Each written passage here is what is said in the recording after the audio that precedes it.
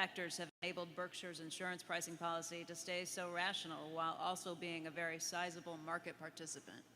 In insurance, was that? In insurance, Yeah. Well, I would say this. I really do think that Berkshire is an unusually rational place. I mean, we know what we want to accomplish. We've had the benefit of a very, very long run, and we've had the benefit of whether you can argue whether it was a benefit or not, but of a controlling shareholder, so we did not have outside influences that pushed us in directions that we didn't want to go. So, insurance should be conducted as a rational activity, and one of the problems that some insurers have had is that they would have a pressure for increasing premium volume every year brought upon by Wall Street. Very few. We actually contracted the business written by National Indemnity, formerly our main business, its traditional business. I think we contracted it probably by 80% or something of the sort when the business became less attractive. I'm not sure any manager of a public company that was answering to quarterly earnings calls and that sort of thing, I'm not sure whether they really could have stood up to the kind of pressure that they would receive if they'd followed a similar policy. If we do something stupid, it's because we did something stupid. It's not, no external factors are pressing on us. And that's a great way to operate. And it'll continue to be the way they operate.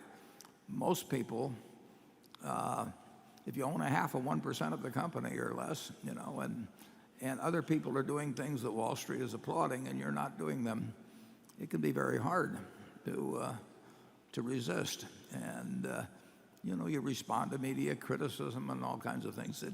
We don't have to do it. And there's no reason for us to do anything stupid in insurance. You get offered a lot of opportunities to do things that are stupid. We were major writers of natural catastrophe insurance in the United States some years ago when the prices were right. We don't think the prices are right now, so we don't write it. We haven't left the market left us. But we are not about to do something where we get paid 90 cents for running a probabilistic loss of $1. It just doesn't make any sense, and we won't do it. And we don't put any pressure on anybody to do it. And their incomes are not dependent on doing it. So it's not hard to be rational at Berkshire. Charlie? Yeah, there are pressures on other people that we don't want and therefore don't have.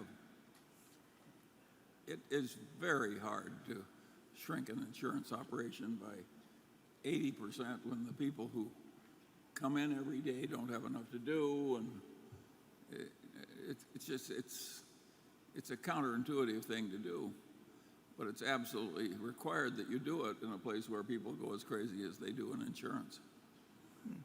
Well, it's like buying internet stocks, in the late 1990s. I mean, all around you have these people that have high IQs, and they're doing it, and they're being successful. And so, everybody from your spouse to your employer to the press says, how can all these other people, how come you think you're so smart, avoiding this when everybody else is doing it and they're making a lot of money? And of course, it creates this social proof where